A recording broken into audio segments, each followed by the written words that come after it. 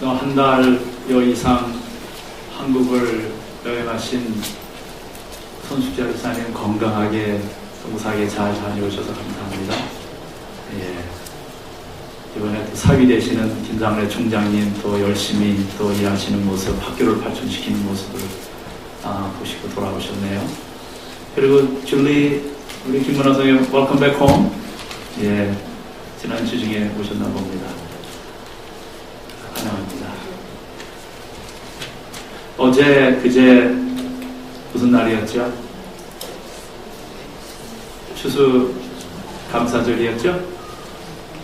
추수감사절 잘 보내셨습니까? 추수감사절을 어떻게 보내는 것이 잘 보내는 겁니까? 터키를 먹어야 잘 보내는 겁니까? 추수감사절인데 충분히 감사하셨어요? 네? 여러분, 터키는 이 북미 대륙에만 있는 날쯤인 거 여러분 아시지요? 추수감사절이 어디서부터 비롯되었는지, 언제부터 비롯되었는지 여러분 아시지요? 아마 이 추수감사절의 기원을 말씀을 드리려면 우리 성백길 장모님 보스턴 출신이시니까 아주 잘 아실 거예요. 보스턴 근처에 있는 플리머스에서 여러분이 아시는 대로 1620년 필그림들이 몇 명이? 102명이 특별히 영국에서 이 종교 탄압을 피해서 네덜란드로 넘어갔습니다. 그런데 네덜란드에서도 뭐 종교적인 형편이 여의치 않아서 이들이 다시 영국으로 갔다가 다시 메이플라워를 타고 종교의 자유를 찾아서 신대륙으로 왔는데 그것이 퓨리탄 청교도들이 1620년 그들이 9월 달에 출발했으니까는 10월 11일 날 플리머스 항해 9개월 동안의 항해를 거쳐서 이 미국의 신대륙에 여러분 도착합니다. 근데 벌써 42명이나 되는 사람들이 그 길고 지루한 그 항해 속에서 이 여인들과 병약자들이 벌써 죽었습니다. 그런 동안에 그들이 겨울에 도착했는데 천신만고 끝에 겨울을 나고는 뭐 상당히 힘들게 그 주변에 있는 인디안들의 도움으로 뭐 여러 가지 뭐 옥수수 씨앗을 받아가지고는 심고 해가지고 아주 어렵게 첫 수확을 한 것이 그 다음에 1621년, 그죠? 추수를 하고는 특별히 하나님의 은혜에 감사해서 주변에 있는 인디안들을 초청해서 하나님께 감사를 드리고 음식을 나누어온 것이 미국에서 지키는 추수감사절의 효시가 되었던 것입니다. 첫 번째 추수감사절의 규모는 참 작았지만은 뭐 오늘날의 축제와 마찬가지로 뭐 군인들이 퍼레이드도 했고 또 소총도 쏘고 축포도 쏘고 나팔불기로 시작되어서 뭐 인디언들과 이 필그림 이 청교도들 간의 어떤 경주도 있었고 경주대회 무술자랑으로 이어졌어요. 그리고 이 주지사의 명령으로 4명의 남자가 새 사냥을 떠나서 야생닭들을 잡아왔는데 그 야생닭 잡아와서 먹기 시작한 야생닭이 뭐예요? 그게 바로 터키입니다.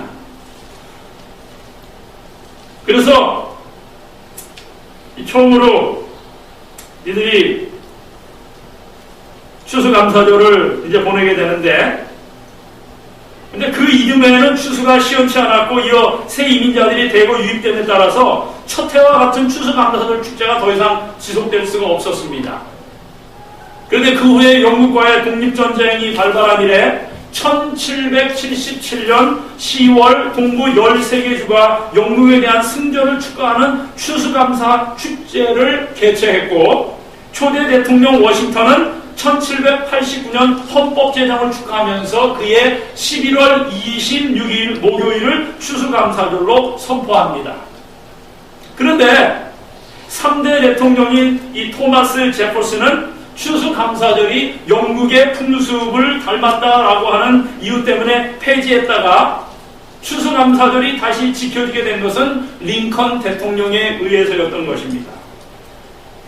이 링컨은 남북전쟁의 조기 종결과 국민의 단결을 위해 11월 마지막 목요일을 감사일로 공식 발표합니다. 근데 하지만 그 후에 이 루즈벨트 대통령이 1939년 감사절을 상당히 미국의 경기가 안 좋았기 때문에 상업적인 이유로 11월 셋째 주 목요일로 변경을 합니다. 왜냐하면 넷째 주로 하면은 크리스마스하고 가깝기 때문에 크리스마스하고 가까우면 사람들이 크리스마스를 위해서는 별로 돈을 많이 안 쓴다라고 하는 어떤 그러니까 이 비즈니스맨들의 어떤 그 특별한 제안에 따라 한 주를 갖다가 위로 땡깁니다. 그래서 추수감사절이 오늘날 같이 11월 넷째 목요일로 자리 잡게 된 것은 한 여인의 힘이 컸어요. 이 여성 편집자, 이 잡지사의 편집자였던 세라 조셉 헤일리라고 하는 이 자매의 힘이 컸는데, 이 자매는 보스턴의 레이디스 매거진과 필라델피아 가디스 리디북의 편집자였는데, 이 자매가 15만 명의 독자에게 11월 마지막 목요일을 추수감사절로 지키자고 호소합니다. 그래서 주지사, 성직자, 신문 편집인, 대통령에게 수백 통의 호소 편지를 보내요. 그래서 남북전쟁 중이던 1863년 9월 수백 명의 사상자를 냈던 게티스버그 전투 이후에 이 헤일은 감동적이며 애국적인 사설을 잡지에 게재합니다. 그래서 이 게티스버그 전투에서 북군이 승리하여 국민의 사기가 양양되고, 여기에 헤일의 사설이 상승작용을 하여 1863년 10월 3일 링컨 대통령이 11월 마지막 목요일을 전국적인 추수감사절로 정하여 선포합니다.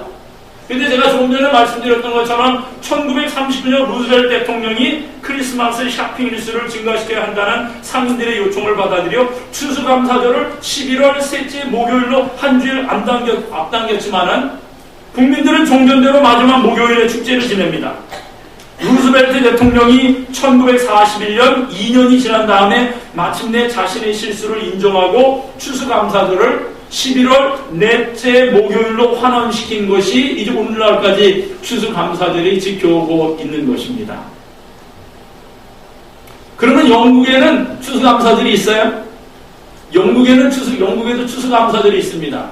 그런데 이 영국 사람들은 추수감사절날 무슨 고기를 먹을까요? 영국에는 터키가 없거든요. 무슨 고기 먹을 것 같아요? 예? 무슨 고기요? 치킨?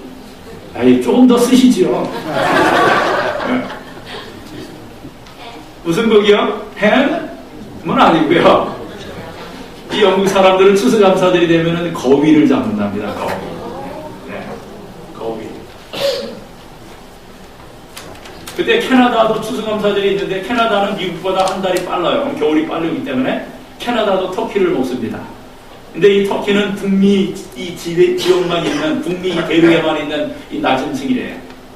그런데 이제 거위를 잡으려고 특별히 저 플리머스에 있는 저기 사람들이 주지사의 명령에 따라서 4명의 남자가 나갔는데, 거위를 찾으려고 했는데 거위가 없답니다. 그 지역에. 추우니까는 모르겠어. 거기가 찾아보니까는 거기가 왜 없었는지 모르지만 찾다 보니까는 어떻게 보니까는 조금 거위하고 비슷한 동물을, 크기가 좀 비슷한 동물을 찾으려고 애를 쓰다 보니까는 잡은 것이 터키라는 겁니다. 야생 치킨은 너무 작고, 예. 그리고 터키는 여러분이 아시는 것처럼 날아다니기는 하지만은 몸집이 커가지고 특별히 사냥하기에 좋대요. 그래가지고는 터키를 잡아다가 이제 먹기 시작한 것이 이 터키를 추수감사절에 먹는 관습이 된 것입니다. 여러분이 메이플라워를 타고 신앙의 자유를 찾아 대서양을 건너온 청교도들이 뉴 잉글랜드에 정착했을 때는 많은 사람이 이미 숨을 거두었습니다. 설상가상으로 추위와 질병과 인디언의 습격이 계속되었어요. 이들의 몸에는 거의 절반이 죽어갔습니다. 그러나 그들은 절망하지 않고 관대한 인디언 종족이 제공한 그 씨앗을 밭에 뿌리고 농사를 지었어요. 그리고는 첫 번째 수확물로 감격적인 추수감사 예배를 드리며 이렇게 고백하는 것이 기록에 남아 있습니다. 우리는 대서양을 건너와 여러 친구들을 잃었다. 그러나 하나님은 우리에게 기대했던 것보다 더 많은 것을 주셨다. 하나님의 은혜에 감사하며 첫 열매를 그분께 드린다라고 하는 공식적인 기록이 발견된 것입니다. 이것이 첫 번째 추수감사절이었어요. 가장 고통스러운 상황에서 감사할 수 있었던 백성들이 오늘의 미국을 건설한 것입니다. 즉 오늘의 미국은 어느 바탕에 건설됐다는 이야기예요. 그렇게 할 수 없는 형편에서, 감사할 수 없는 형편에서 감사를 드렸던 사람들로 말미암아 우리가 편하게 살고 있는 이 미국이 건설됐다는 사실입니다. 감사는 고통을 기쁨으로, 불행을 행복으로 만드는 힘이 있습니다. 여러분, 추수감사절은 메이플라워 이후에 제정한 날로 우리가 미국에서 생각하는지 모르지만 성경의 근원을 우리가 살펴보면은 성경에 전혀 근거가 없는 날이 전혀 아닌 것입니다. 여러분, 성경에 보면은 추수가 다 끝난 다음에 이스라엘 백성들이 지켰던 절기가 있어요. 마치 추수 감사절과 같은 절기로 지킨 날이 하루가 등장하는데 그 날이 무슨 날입니까? 이스라엘 백성들이 지켰던 3대 절기가 무슨 절기가 있어요? 첫째 봄에 지키는 오순절이 있습니다. 그리고 오순절 다음에 50일이 지난 다음에, 그래서 오순절이라고 하는, 오순절 50일째 되는 날이라고 하는 의미로 오순절을 여름에 지키지요. 물론 이 녹음이 짙은 그런 계절은 아니라 할지라도 여름에 초엽에 들어가는 그 오순절을 지킵니다. 그러고 나서는 모든 추수가 다 끝난 다음에 이들이 광야 생활 동안에 인도하신 하나님의 은혜에 감사하여 모든 추수를 다 끝내고 난 다음에 추수한 것을 하나님 앞에 드리면서 무슨 절기를 지킵니까? 세 번째, 초실절이라고도 하고, 물론 초실절이라고도 하는 말보다는 무슨 말로 우리에게 익숙합니까? 초막절이라고도 하고 장막절이라고 하는 세 번째 절기를 유대인들이 대대적으로 지키는 것입니다. 수장절이라고도 하고 여호와의 절기라고도 일컬어지는 날이에요. 초막절은 내가 수고하여 이룬 것을 밭에서부터 거두어 드릴 때에, 즉 추수기와 연관되어 있습니다. 그러므로 이 초막절은 땅의 소산을 풍성한 수확으로 주시겠다는 약속을 대대로 기억나게 하기 위함이고, 광야 생활 동안에 그들을 먹이시고 보호하신 하나님의 은혜에 감사하며 지키는 절기가 바로 이 초막절, 장막절이었던 것입니다. 모세는 이스라엘 백성들에게 너희가 너희의 소산을 먹을 때에 너희에게 그것을 주신 하나님을 찬양하라고 명했고, 그 후로 인간은 하나님께서 인간에게 땅의 소산을 허락해 주신 것에 대하여 감사를 드려왔어요. 물론 그전에도 그래왔지만 말입니다. 감사. 우리는 충분히 감사하며 살고 있습니까? 여러분, 지금으로부터 약 60년 전에 지구촌에 사는 사람들에게 필요한 생활 조건이 72가지였답니다. 그리고 절대 필요한 것은 18가지만 있으면 사람이 살았다는 거예요. 그런데 60년이 지난 지금에 와서 인간의 사람들에게 이 필요한 생활 조건이 72가지에서 몇 가지로 늘었냐면 500가지로 늘었답니다. 그리고 절대적으로 필요한 것이 18가지에서 몇 가지로 늘었냐면은 몇 가지로 늘었어요? 50가지라고 사회학자들은 분석한답니다. 필요한 것과 절대 필요한 것을 더 많이 누리며 사는 현대인들이 과연 60년 전보다 더 행복합니까? 행복해요? 오히려 감사할 줄 모르며 불행하게 사는 것은 아니는지 모르겠습니다. 여러분, 감사는 참 아이러니컬한 것이에요. 정말 감사해야 될 것 같은 사람들은 감사할 줄 모르고, 거의 아무것도 없는 사람들은 많은 경우에 감사하며 삽니다. 그죠? 여러분, 감사할 만한 일에 감사하는 것은 누구나 할 수 있는 일이에요. 감옥 속에 갇혀있는 사람이 감사하는 거 보셨어요? 지하 포로 수용소에 갇혀있는 사람이 감사하는 거 여러분 보셨습니까? 전혀 자기는 그렇게 생각을 안 하는데 오해를 당해서 뜻하지 않게 영화의 몸이 된 사람이 그의 형편을 감사하는 거 보셨어요? 여러분, 이거는 이 의학자들이 연구하고 살핀 거예요. 여러분이 아시는 대로 노벨 문학상을 받은 소련의 솔제니친 이 사람은 자신의 문학 성향 때문에 이 소련 공산정부의 미움을 받아서 얼어붙은 시베리아 강제 수용소에 유배되었어요. 거기서 죽게 하기 위하여 시베리아 수용소에 강제로 감금한 것입니다. 그런데 이 솔제니치는 죽었어요, 살았어요? 거기서 살아남아 자유를 되찾았어요. 그리고 여러분이 잘 아는 유대인 빅터 프랭클린이라고 하는 사람은 단지 유태인이라는 이유로 나치 수용소에 강제 수용되었어요. 그는 몇 년을 거기서 견딥니까? 금방 죽을 줄 알았는데 5년을 견디자 독일이 패망해서 그는 자유의 몸이 됩니다. 그리고 여러분이 잘 아는 대로 이 체코슬로바키아의 여인 그 유명한 책을 많이 쓰신 여사 아시죠? 코리텐 붐 여사는 제거되어야 할 정치범으로 몰려서 지하감방에 유폐되었는데 이 여인은 그 지하감방에서 몇 년을 생존하셨어요? 20년 동안을 생존한 것입니다. 그래서 이 정신의학자들이 이들의 생명력에 관심을 갖게 됩니다. 그래서 이렇게 아주 절망적인 형편 가운데에 강제 수용소, 나치 수용소, 지하감방 등에 유폐된 사람들의 생명유지 한계선을 이들이 조사를 해봤더니 평균 수명 한계선이 90일이랍니다. 90일. 석 달 정도죠. 대부분의 사람들은 더 이상을 견디지 못하고 죽는다고 합니다. 그런데 그러한 환경에서 강인한 생명력을 발휘해서 살아남은 사람들, 예를 들자면 아까 말씀드린 솔제니친이나 그 다음에 빅터 프랭클린이나 아니면은 그 코리텐붐이나 이런 여사들과 같은 사람들을 한번 조사해 보았어요. 거기에서 살아남은 사람들의 힘이 과연 어디서 나오는 것일까 한번 알아봤다는 것입니다.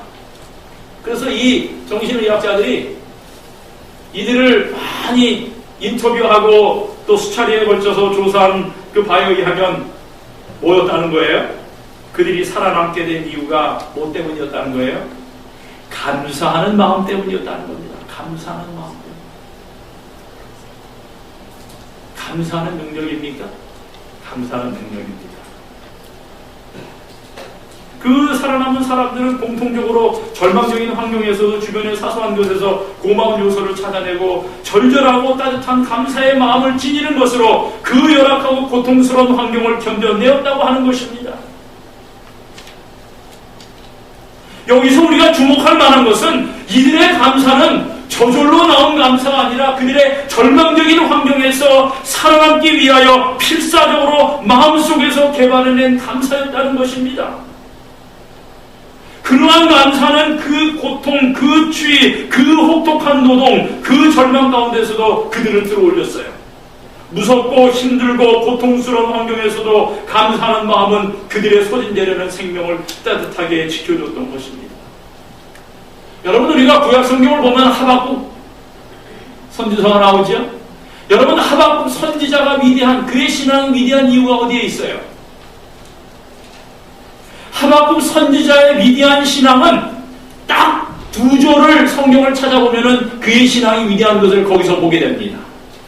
여러분, 하박국 3장 16절, 17절을 한번 찾아보시기 바랍니다. 오늘도 우리가 이 하박국처럼 이런 신앙의 고백을 할 수 있으면 우리는 우리의 삶에 어떤 문제가 닥친다 할지라도 전혀 문제가 없을 겁니다.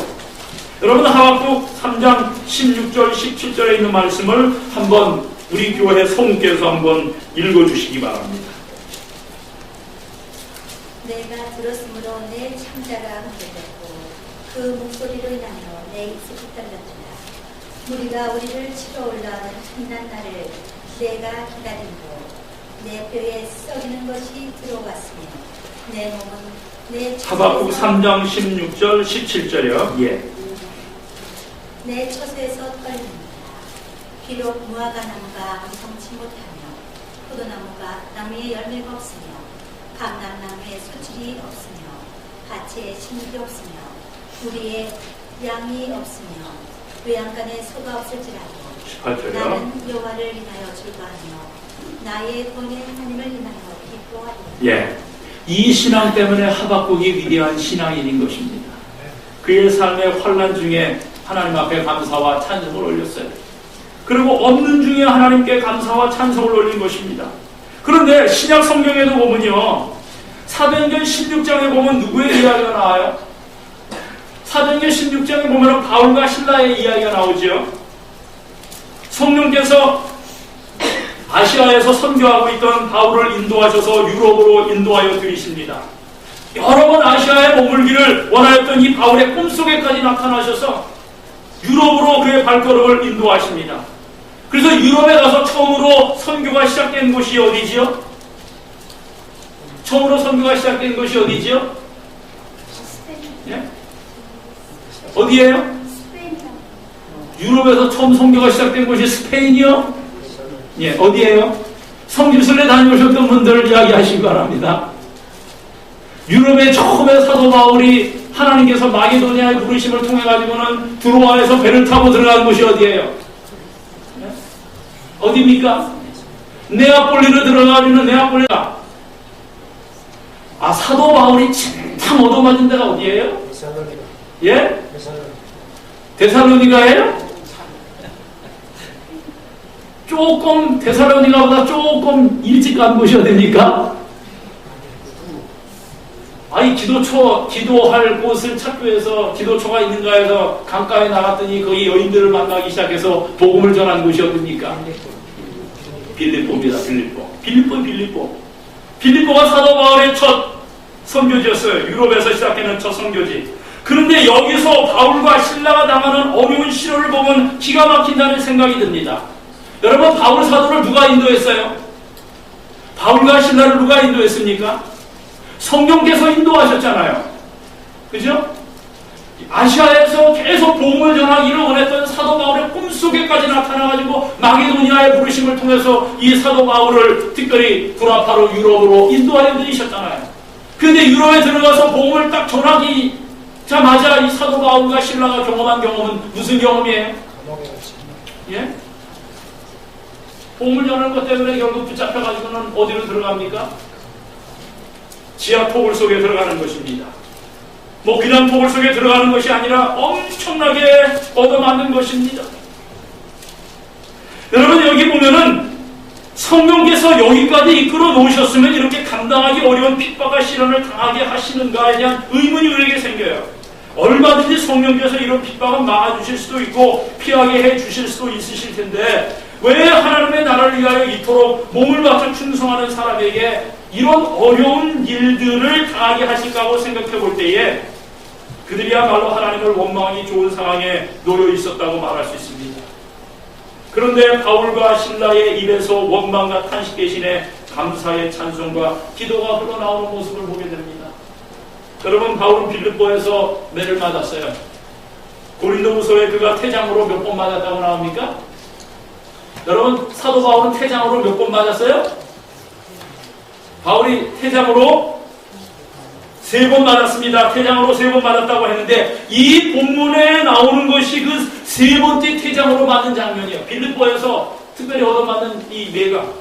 여러분, 퇴장은 뭘로 때리는 것이 퇴장이에요? 예, 가죽끈에다가 납덩어리를 매달아 그 부분으로 매질을 가하는 형벌입니다.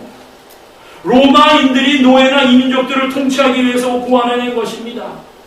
여러분, 이 퇴장 역시 유대인의 매질과 마찬가지로 그 고통이 극심하여 살이 찢어지고 피가 터져나와 집행 중에 죄수가 죽은 경우가 허다했는데 바울은 복음 전파를 위해서 몇 번이나 이런 퇴장을 맞았다고요? 3번이나 퇴장을 맞고 유대인들에게 40의 감한 매질을 몇 번 맞았다고요? 고린도후서 보시면은요, 몇 번 맞았다고요? 5번이나 맞았다고 고백하는 것입니다. 왜 40에 하나 감한 매예요? 여러분, 신명기 25장 1절부터 3절에 보면은 매질의 수를 39으로 제한했는데 이는 그 고통이 극심해서 대부분의 죄수들이 39대를 맞기 전에 목숨을 거뒀다고 합니다. 그래서 이 40대 이상을 때리면 그 사람을 죽도록 멸시하고 천대하는 일이 되기 때문에 매를 맞을 때도 사람으로 대우해주라는 유대의 율법이었던 것입니다. 여러분, 우리말에 무슨 말이 있어요? 패듯이 뭐 패듯이 하라고요? 예, 개 패듯이 팬다라는 말이 있는데 이 말은 사람 대우를 안 한다는 말입니다. 그런데 하나님은 매를 맞는 죄인도 인격 대우를 하라고 하시는 거예요. 그런데 바울을 때리고 있는 이 로마 사람들은 사람 대우하기는커녕 자기들이 때리고 싶은 대로 그것도 날카로운 납덩어리로 되어 있는 태장으로 때렸던 것입니다. 바울과 실라가 하나님의 복음을 위하여 마치 계집을 받았던 것입니다. 그리고 두 사람이 갇힌 옥은 소위 지하 감옥이라는 곳이에요. 습기가 가득하고 악취가 코를 찌르고 병균이 우글거리는 곳입니다. 들어가자마자 간수가 와서 두 사람을 착고에 채웠다고 했어요. 여러분, 이 착고는 우리말로 뭐예요? 우리말로 조가라고도 합니다. 혹은 취음이라고도 하는 옛날 말이 있어요. 저는 이것을 본 적이 없습니다만, 여러분, 이게 뭐와 마찬가지냐면은 옛날에 춘향전에 보면은 여러분 춘향이가 뭐를 메고 있어요? 변학도에 시청 들지를 않았다고 그래가지고는 뭐를 메고 있어요? 칼을 쓰고 있는데 이 칼은 어때요? 목이 들어갈 수 있는 만큼의 어마어마한 뚫어놓고는 큰 나무를 갖다 이렇게 매달아 놓잖아요. 근데 여러분, 여기 성경에 말하는 이 착고는 목을 매다는 것이 아니라 이 발을 갖다가 이 두 개를 껴놓는 것을 착고라고 합니다. 근데 뭐가 힘들어요? 예? 그런데 여러분, 이때 로마 시대에 있었던 이 착고는, 이 취음이라고 하는 것은 그냥 편안하게 다리만 묶어놓는 것이 아니라 다리를 벌릴 만큼 벌려가지고 가장 불편할 정도로 다리를 벌려놓고 끼워놓는 거예요. 그러니까 사람들이 얼마나 고통스러우고 불편한지. 네? 그거를 그렇게 오랫동안 끼워놓으면요, 골반뼈가 어긋나져가지고 석방된다 할지라도 제대로 걷지 못하는 것이 로마 시대의 죄인들을 다루었던 그 착고였다는 것입니다. 그런 착고에 바울과 실라가 매여 있었던 거예요. 이렇게 놓고 볼 때에 바울과 실라가 처한 상황이 어떠했던 것을 감히 짐작할 수 있어요. 이런 형편에 빠져있는 두 사람의 입에서 무슨 소리 대신에 신음소리와 불평소리 대신에 기도가, 원망이나 저주 대신에 찬양이 흘러나왔다는 것입니다.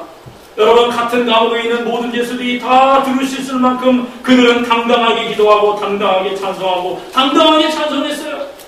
밤중에 지옥의 어두움이 전율을 느낄 만큼 그들은 능력 있는 기도와 능력 있는 찬송을 합니다. 무슨 기도였을까요, 여러분? 여러분, 이때 사도 바울과 실라가 무슨 기도를 드렸을까요? 기도와 찬양이 이렇게 이어질 때는 찬양이 기도가 되고 기도가 찬양이 되는 것입니다. 여러분, 바울이 쓴 하나님의 말씀을 하나하나 검토해보면 대충 이런 내용이었을 거예요. 예수의 이름을 위하여 매를 맞고 모욕을 당하고 핍박당하는 자격자가 된 것을 감사합니다 라고 하는 그런 기도를 하지 않았겠어요? 여러분, 우리는 이 두 사람을 통하여 부끄러움을 느낍니다. 도전을 받습니다. 예수님의 제자는 당연히 이 두 사람과 같이 되어야 한다고 가르치는 것이 바로 이 본문의 말씀이에요. 또한 예수를 믿는 사람이면 누구나 이 정도는 할 수 있다는 가능성을 우리에게 보여주고 있는 것입니다. 주님은 우리도 그렇게 할 수 있다고 말씀하십니다. 그렇게 할 수 없다면 바울이 믿은 예수님과 우리가 믿는 예수님이 다를지도 모릅니다. 바울이 가진 신앙과 우리가 가진 신앙에 거리가 있을지도 모릅니다. 그러나 사실은 거리가 없잖아요. 다 할 수 있는 것입니다. 그럼에도 불구하고 그렇게 못하는 우리 자신을 볼 때에 도전을 받게 되고 충격을 받게 되고 부끄러움을 느끼게 된다는 말입니다. 그런데 기독교 역사를 통해서 보면은 하나님과 그의 나라를 위해서 믿음의 역사를 이룬 많은 믿음의 선배들의 자료를 하나하나 살펴보면은 그야말로 그들은 바울과 실라와 꽃같은 생활을 하다가 갔어요. 토굴이나 감옥에서 찬송했어요. 화영틀 앞에서 하나님께 기도했습니다. 가난과 고통 속에서도 그들의 얼굴에는 웃음을 잃지 않았습니다. 너무나도 멋있는 그리스도인들이 과거 우리 조국 한국을 포함해서 얼마나 많았는지 모릅니다. 여러분, 빌립보 감옥에 갇혀있던 제수들은 그야말로 복이 많은 사람들이었어요. 왜요? 그 이유는 그들이 비록 감옥에 갇혀 있었지만은 바울과 실라를 통해 진정한 그리스도인의 면모를 옆에서 볼 수 있었기 때문입니다. 감옥에서 찬양하고 기도하는 놀라운 능력을 가진 하나님의 사람들을 그들은 볼 수 있었고 들을 수 있었기 때문입니다. 그리고 그들 때문에 결국 그들은 그리스도인들이 되지 않았습니다. 그러나 오늘 우리 주변에 사는 예수를 모르는 많은 사람들은 복이 없는 사람들인 것 같아요. 왜냐하면 그들 주변에 교회를 다니는 많은 사람들이 그리스도인의 긍지와 능력이 어디에 있다는 것을 생활에서 보여주지 못하고 있기 때문입니다. 그래서 그들은 참 그리스도인이 무엇인지 잘 모릅니다. 그저 교회만 다니는 사람들인 줄 압니다. 가끔 가다가 극성스럽게 책자나 전도지 들고 전도나 한 번씩 하는 사람들이 그리스도인인 줄 알아요. 여러분, 패니 크로스비라고 하는 여자분을 아십니까? 안 못 보는 소용으로 9천여 편에 달하는 찬송시를 쓴 사람이에요. 우리가 익히 잘 부르는 나의 갈 길 다가도록 예수를 나의 구주 삼고 등 은혜스러운 찬송시를 많이 쓴 사람으로 신모의 불찰로 소용이 되었어요. 하지만 어려서 할머니가 들려주는 성경 이야기를 듣고는 영의 눈이 떠져서 기도하는 중에 신령한 노래를 많이 쓰게 됩니다. 그는 9살 때에 기도하기를, 9살 때 기도하기를, 벌써 그때 영적인 눈이 떠서는 뭐라고 9살 때 기도하느냐면, 만약에 하나님이 나에게 시력을 허락해 주신다 해도 나는 안 받으렵니다. 하늘나라에 가면 밝은 눈을 주실 터인데 세상에서 더럽혀지지 않은 깨끗한 눈으로 우리 주님의 얼굴을 보렵니다. 그리고 그녀는 말하기를, 나는 내 눈을 멀게 한 그 사람을 만난다면 나는 그에게 한없는 감사를 드리겠다고. 우리 한번 차원이 다른 신앙인 것 같아요. 눈이 먼 또 다른 사람이 있어요. 이 사람은 눈이 먼 것뿐만 아니라 귀도 멀었어요. 귀도 멀다 보니까는 입이 막혀가지고는 벙어리가 됐어요. 상중교를 겪은 사람이 누굽니까? 우리가 아는 대로 헬렌 켈러입니다. 이 여인에게 소원이 있었어요. 이 여인에게 있었던 소원은 딱 3일 동안 눈을 뜨고 보는 거였어요. 3일 동안, 그때 많지도 않고 3일 동안. 여러분, 그녀의 3일 동안의 소원을 한번 들어보시기를 바랍니다. 못 보고 못 듣고 말 못하는 이 헬렌 켈러가 그의 마음속에 가지고 있었던 유일한 소원이 딱 3일 동안 눈을 뜨는 거였어요. 듣는 것도 아니었습니다. 눈을 뜨는 것, 그게 3일 동안 그의 소원이었는데 들어보시기 바랍니다. 만약 내가 이 세상을 사는 동안에 유일한 소원이 하나 있다면 그것은 죽기 전에 꼭 3일 동안 난 눈을 뜨고 보는 것입니다. 만약 내가 눈을 뜨고 볼 수 있다면 나는 나의 눈을 뜨고 그 첫 순간 나를 이만큼 가르쳐주고 교육을 시켜준 나의 선생 에너 슐리반을 찾아가겠습니다. 지금까지 그의 특징과 얼굴 모습을 내 손끝으로 만져서 알던 그의 인자한 얼굴, 그리고 그의 아리따운 몸매 등을 몇 시간이고 물끄러미 보면서 그의 모습을 나의 마음속 깊이 간직해 주겠습니다. 다음엔 나의 친구들을 찾아가고 그 다음엔 들로 산으로 산보를 나가겠습니다. 바람에 나불거리는 아름다운 나무 잎사귀들, 들에 피어있는 예쁜 꽃들과 풀들, 그리고 저녁이 되면 석양에 빛나는 아름다운 노을들을 보고 싶습니다. 이게 하루 할 수 있는 일이에요.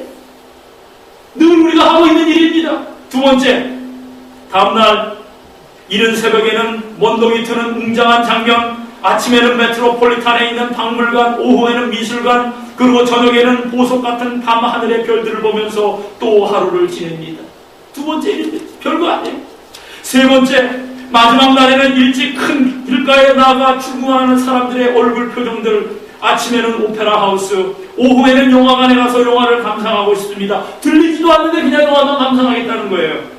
그러다 어느덧 저녁이 되면 나는 건물의 숲을 이루고 있는 도시 한복판으로 나와서 네온사인이 반짝거리는 거리, 쇼윈도우에 진열되어 있는 아름다운 상품들을 보면서 집에 돌아와 내가 눈을 감아야 할 마지막 순간에 나는 이 3일 동안만이라도 볼 수 있게 하여 준 나의 하나님께 감사하다고 기도를 드리고 영원히 아무개 세계로 돌아가겠습니다.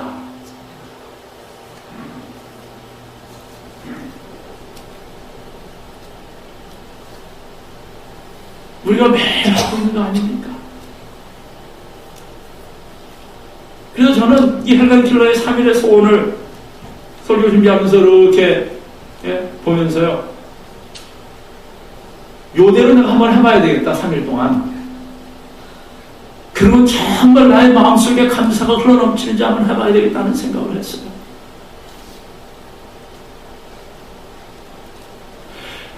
감사할 조건이 너무 많은 사람들은 감사하지 않고 늘 불평불만에 섞여 있는데, 저 사람들은 이렇게 마음이 하늘을 향하여 감사의 나래를 피는 것, 우리에게 엄청난 도전이지 않습니까, 여러분?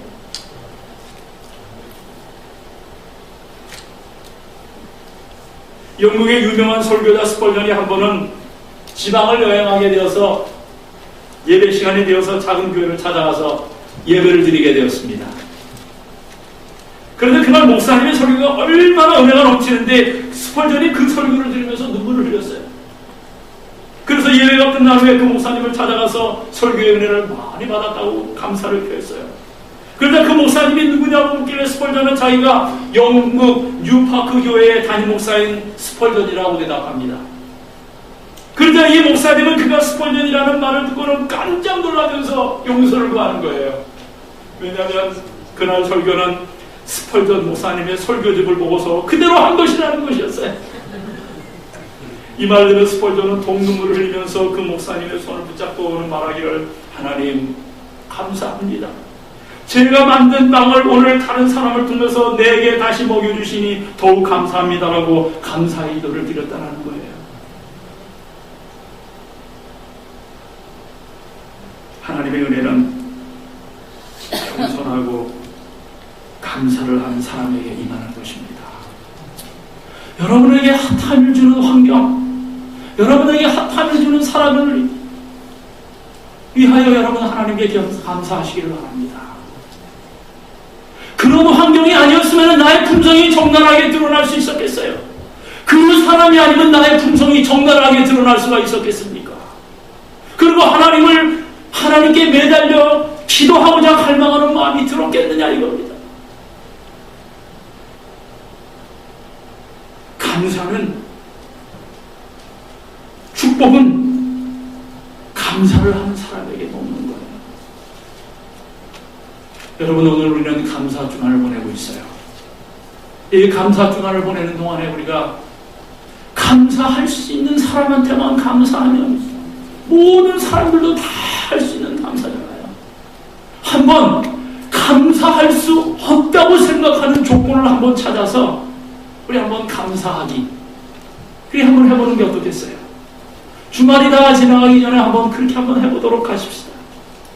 그러면은 그 감사의 마음이 혁명적으로 나의 마음을 바꾸어서 정말 하나님의 놀라운 축복의 순간 속으로 우리를 인도해 드리실 거라고 생각을 합니다. 범사에 감사하라. 이는 그리스도 예수 안에서 너희를 향하신 하나님의 뜻입니다 라고 말씀하셨어요. 범사에 감사하시는 저와 여러분이 되시기를 사랑하는 주님의 이름으로 간절히 축원합니다. 우리 집사님들 나오셔서 하나님 앞에